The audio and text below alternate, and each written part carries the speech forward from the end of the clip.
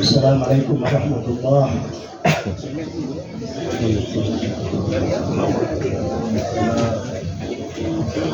Assalamualaikum warahmatullahi wabarakatuh. Waalaikumsalam wabarakatuh.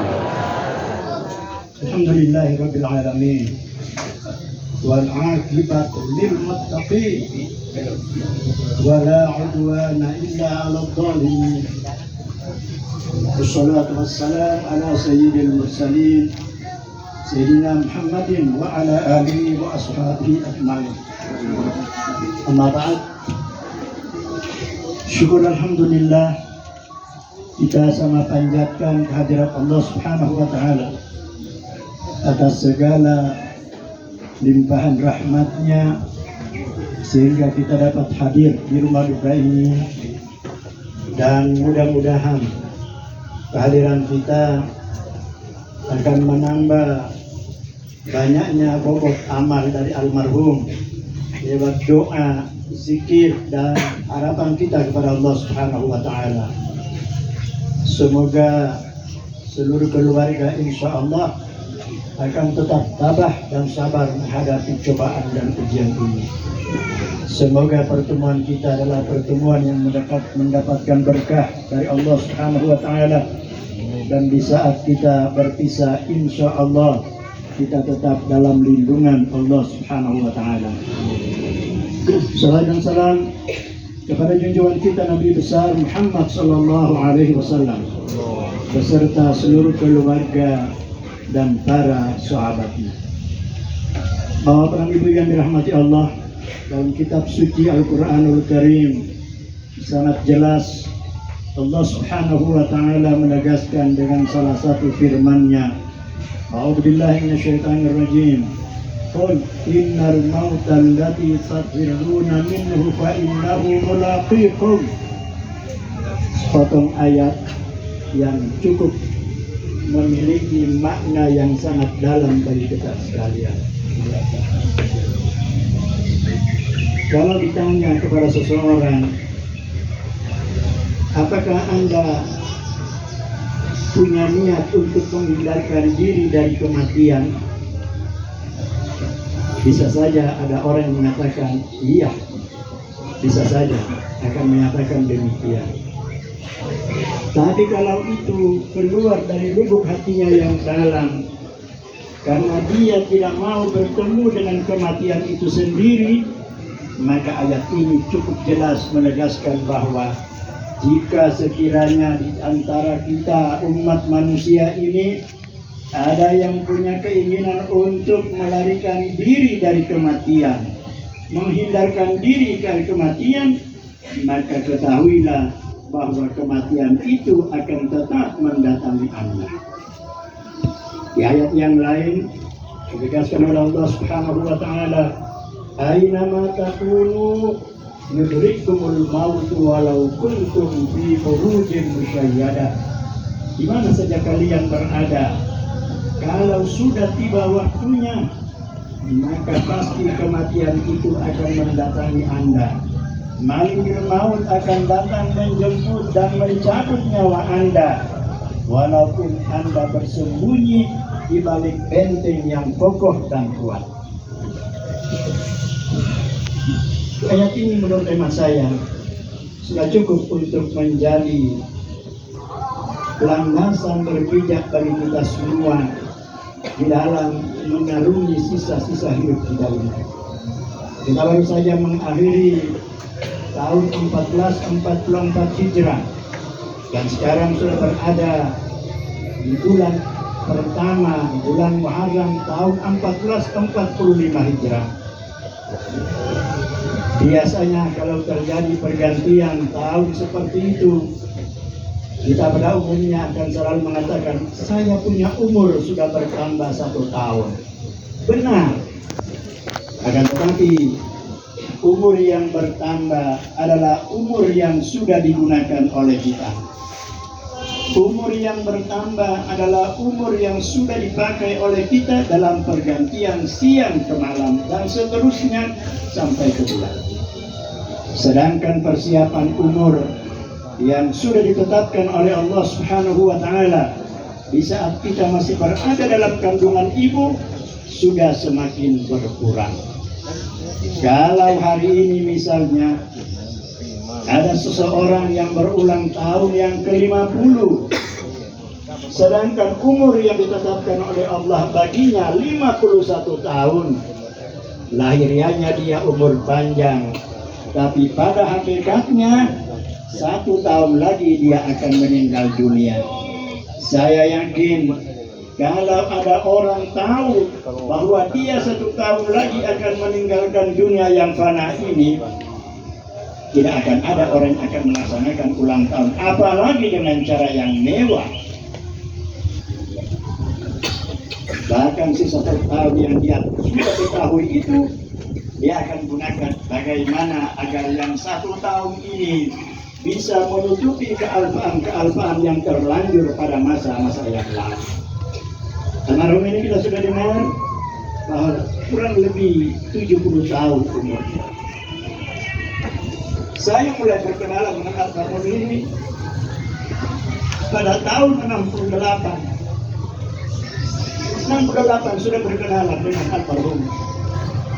Pada saat itu saya masih ditahan oleh almarhum Ustaz Adi Lambo untuk sekolah di Donggala setelah perjalanan ke Palu bukan dibatalkan tetapi diurungkan dengan berbagai alasan. Maka tadi disinggung dalam kunjungan PPIA ada 3 orang yang berkunjung ke Madrasah Muallimin Al-Khairat Donggala. Satu saya tidak ingat lagi namanya, tapi yang 2 adalah almarhum ini. Kemudian yang satu lagi namanya Saifuddin dari Poso, kemudian kawin teman seangkatan saya dari Tinombo. Pada waktu akan melanjutkan ke Limboro, di Limboro itu ada PGA Al-Khairat di sana. Sejak dari tahun 60-an, kemudian di Kola-Kola, kemudian di atasnya lagi sebelum perbatasan dengan Sulawesi Barat dengan Pasangkayu itu ada namanya Salubomba, ada sebelahnya lagi belum sampai dengan Basaka. Itu almarhum mengatakan saya tidak bisa, ada tugas, ya mungkin tugas yang dimaksud oleh beliau adalah sudah janjian dengan orang harus segera selesai jahitannya, saya harus ke Palu. Saya antar sampai ke Kota Donggala dari Kilo 2, menunggu bis yang berputar-putar di sana, kan belum ada terminal pada saat itu, berputar-putar. Nanti sudah naik, sambil kita minum es di bawah toko dulu ada CV Alba, toko Alba. Di dekatnya itu kita minum es kacang sama-sama di situ bercerita. Itulah pertemuan saya yang pertama dengan almarhum ini. Sampai kita bertemu di Palu sini setelah saya pindah ke Cingkong 69, bertemu, bergaul, berteman. Pada waktu almarhum Ustaz Aslam meninggal, Pak Ja'far Nasar almarhum dengan Pak Said Bahmid almarhum itu datang ke rumah. Pak Ja'far menangis di rumah saya. Jenazah belum dikuburkan, Ustaz Aslam belum dikuburkan. Dia bilang kami berdua, karena beliau ketua dan sekretaris Masjid Nur, baru datang dari Habib Segar. Kita sudah bincang-bincang di sana selaku ketua umum di Masjid An-Nur bahwa diamanatkan Anda sebagai pengganti almarhum Ustaz Aslam dan harus bertugas untuk mendampingi Ustaz Mawardi. Karena saya di Masjid Nur itu memang saja bukan orang yang baru. Sejak tahun 74 sudah di-SK-kan kami bertiga sebagai khatib muda di Masjid Nur. Saya, almarhum Taha Albar, dan yang ketiga adalah almarhum Ustadz Ma'mur Naukoko. Itu SK-nya, memang saya tidak tahu sudah di mana SK-nya pada waktu itu. SK-kan sebagai khatib muda tahun 74 di Masjid An-Nur. Berselang waktu, alhamdulillah almarhum sudah kita ajak bersama-sama mendampingi di Masjid Nur, karena biasanya Ustaz Nawawi karena dulu masih anggota DPRD Kabupaten Donggala, sering keluar ada kunjungan dan lain-lain sebagainya, maka saya dengan almarhum inilah yang melanjutkan perjuangan di Masjid An-Nur. Karena saya juga mendapat amanah almarhum Kiai Rustam Arsyad untuk melanjutkan apa yang sudah dirintis oleh beliau dalam bentuk majelis ta'lim, dan alhamdulillah berjalan sampai dengan hari ini di Masjid Nur, khususnya pada bulan suci Ramadan. Almarhum ini saya yakin semua orang tahu bahwa orang yang familiar, di mana ada kedukaan pasti ada, apakah pada hari duka atau mungkin pada hari-hari berikutnya. Di acara-acara tertentu almarhum ini juga selalu ada dan tidak pernah macam-macam, pokoknya dengan segala keikhlasan. Makanya kemarin sore setelah selesai salat isya, saya kebetulan ada yang bertamu dan yang dibicarakan adalah kaitannya dengan almarhum yang sakit dan bagaimana kelanjutan di Masjid Nur. Karena saya tidak tahu bahwa almarhum ini sudah berada di tempat ini, yang saya tahu masih di sana. Pada malam Rabu yang lalu adiknya menelepon ke rumah, tapi saya sementara melakukan pelamaran di salah satu rumah, dibawa oleh keluarga mereka untuk pergi melamar, sehingga saya tidak sempat berbicara. Sudah sesuai dengan amanat kita doakan, tapi rupanya besoknya tidak ada informasi. Besoknya lagi tadi saya mengatakan insya Allah ini sudah banyak kemajuan, tapi rupanya ini saudara Sedian tidak mau menghubungi saya lagi karena mungkin berbagai pertimbangan, jangan sampai saya soft atau mungkin ada lain-lain sebagainya, sehingga dia tidak mau lagi. Sampai kemarin tidak mau berbicara, tidak mau menelepon saya. Untuk ada seorang yang menelepon Ustaz, mau ke rumahnya Ustaz Muhammad. Saya bilang tidak, dia di rumah sakit. Bilang tidak, sudah di rumah, sudah lebih menurun lagi dia. Maka saya pun minta dia untuk jemput, maka motor ke sini. Saya duduk di sampingnya. Alhamdulillah, sudah 15 menit saya berada di sisinya. Dia menghembuskan nafas yang terakhir dengan sangat tenang sekali. Kebetulan ayat Al-Quran ilaihi turja'un selesai dibaca tadi malam, bersamaan dengan itu pula almarhum langsung tidak bergerak lagi sama sekali, bersamaan dengan kata raja'a pulang. Betul-betul almarhum hadirat Allah Subhanahu wa ta'ala dalam tenang. Insya Allah dia termasuk orang yang husnul khatimah dengan berbagai amal yang dia lakukan. Saya yakin baik itu Kaili, apalagi Banjar, mohon maaf ini bukan bicara etnis, Bugis, itu semuanya Arab tahu almarhum ini. Kalau diundang dan sama sekali tidak ada yang terlalu penting atau tidak ada sakit, tidak ada hal apa-apa, pasti kelihatan. Apalagi sudah dibilang Mat, kalau saya biasanya Mat, itu panggilan akrab saya karena seperti adik saya. Dia 70 tahun, saya 74 tahun. Saya Mat, nanti di rumah nanti ya acara. Tidak ada orang lain, yang pokoknya harus tepat waktu. Iya, belum. Masih ada beberapa saat lagi dia sudah muncul di rumah. Bahkan dia sudah duluan. Begitu. Dia tidak pilih siapa, yang penting ada kesempatan. Apalagi kalau guru-gurunya atau mereka yang sangat dekat dengan dia, termasuk almarhum Haji Kamaluddin, itu termasuk sahabat yang sama-sama kita. Kalau keluar dari masjid karena beliau ini ada motor, ya saya kan tidak ada kendaraan, ya naik mobil sama-sama, baru pergi di tempat tertentu untuk ngopi dulu, baru pulang ke rumah. Atau kadang-kadang pergi ke Diponegoro sana, makan nasi kuning, almarhum Haji Mansur Kaledo sana, biasanya kita sama-sama ke sana. Itu semua orangnya Masya Allah. Oleh karena itu ada dua alasan, paling kurang dua alasan bagi saya. Almarhum ini insya Allah akan mendapatkan rahmat dari Allah Subhanahu wa ta'ala. Yang pertama, almarhum ini termasuk ahli ibadah. Ibadah ya banyak, bukan cuma saya yang tahu. Ibadah bukan hanya salat 5 waktu, bukan hanya puasa Ramadan, tetapi kalau sudah di masjid, qiraatul Quran apalagi pada bulan suci Ramadan itu berkesinambungan. Biasanya dia sudah selesai 30 juz, saya lihat dia sudah juz awal lagi. Saya masih belum selesai 30 juz. Jadi menunjukkan dia setelah sudah mendekat Lebaran biasanya saling menanya, sudah berapa kali? Termasuk Haji Hasan Al-Jufri, coba berapa kali? Ini tujuannya bukan untuk apa?